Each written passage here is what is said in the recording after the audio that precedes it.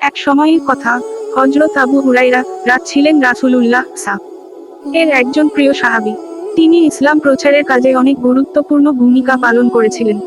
তার নাম আবু হুরায়রা অর্থাৎ বিড়ালদের বাবা রাখা হয়েছিল, কারণ তিনি ছোটবেলায় বিড়ালদের খুব ভালোবাসতেন।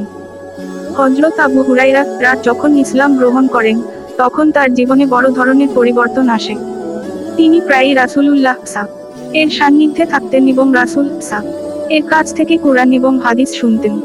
তিনি খুবই পরিশ্রমী এবং মহানুভব ছিলেন, যা তার চরিত্রের অন্যতম বৈশিষ্ট্য। একদিন হযরত আবু হুরায়রা রাসূল এর কাছে গিয়ে বললেন, হে আল্লাহর রাসূল, আমি খুবই অভাবগ্রস্ত। খাবার নেই, পেট ভরানোর মতো কিছুই নেই। আমার কিছু সাহায্য প্রয়োজন। রাসূল তার দুঃখ শুনে তার কাছে কিছু না দিয়ে আল্লাহর প্রতি সম্পূর্ণ ভরসা রেখে বললেন, হে আবু হুরায়রা, আল্লাহ তোমার জন্য ব্যবস্থা করবেন, তবে তোমাকে একটু ধৈর্য ধরতে হবে। আল্লাহ তোমাকে রিজিক দেবেন।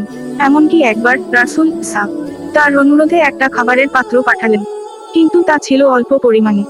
হযরত আবু হুরায়রা একে একে সবাইকে ভাগ করে খাওয়াতে লাগলেন, এমনকি নিজে খুব কম খেয়ে বাকি সবাইকে পূর্ণ ভরিয়ে দিলেন। এদিকে একবার হযরত আবু হুরায়রা পুরোপুরি তৃপ্ত হওয়ার পরও রাসূল এর কাছে গিয়ে বললেন, হে আল্লাহর রাসূল, আজ কথা বলছি যে এমন কিছু কিছু ঘটনা ঘটে, যার কারণে মানুষের অন্তরে পরিপূর্ণতা আসে। রাসূল এর মতো মানুষের জন্য এমন একজন সাহাবী ছিলেন যার মধ্যে মহান চরিত্রের নমুনা দেখা যেত। তার শিক্ষা ও জীবনচরিতের মাধ্যমে কথা বলা যায়, পরিশ্রম এবং কঠোর অধ্যবসায়ের মধ্য দিয়ে আল্লাহর সাথে সম্পর্ক আরো দৃঢ় করা সম্ভব। হযরত আবু হুরায়রা ছিলেন পরিপূর্ণ আল্লাহর রাস্তায় এক অনুপ্রেরণামূলক ব্যক্তি।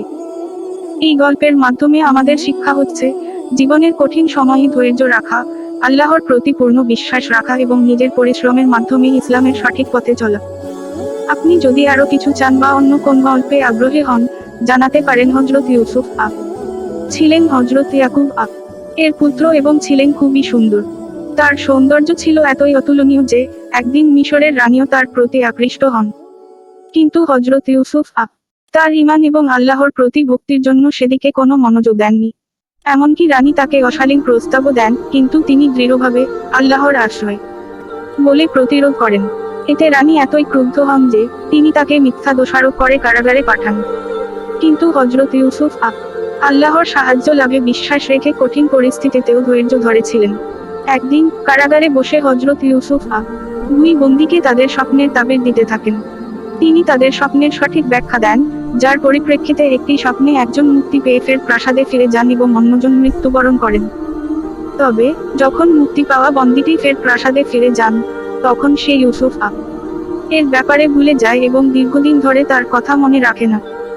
এই সময় আল্লাহর কৃপায় মিশরের রাজা স্বপ্ন দেখেন যা তিনি নিজে ব্যাখ্যা করতে পারেন না। তখন সেই বন্দী তাকে হযরত ইউসুফ এর কথা মনে করিয়ে দেন। ইউসুফ স্বপ্নের ব্যাখ্যা দেন এবং তার সততা ও বুদ্ধিমত্তার কারণে রাজা তাকে মন্ত্রী হিসেবে নিযুক্ত করেন। এরপর দীর্ঘদিন পর হযরত ইউসুফ তার পরিবারকে খুঁজে বের করেন এবং তাদেরকে মিশরে নিয়ে আসেন। এই ঘটনা থেকে আমরা শিখতে পারি যে আল্লাহর উপর বিশ্বাস এবং ধৈর্য মানুষের জীবনে সবথেকে বড় শক্তি। কঠিন পরিস্থিতি এবং পরীক্ষায় আল্লাহর সাহায্য আশা করা উচিত, এবং আল্লাহ যদি চাইতেন, তবে সবকিছু তার নিজের সময়ে সঠিকভাবে পরিবর্তিত হবে। এটি হযরত ইউসুফ এর জীবন থেকে একটি মূল্যবান শিক্ষা, যা আমাদেরকে পরীক্ষায় সাহসী ও দৃঢ় হতে শেখায়।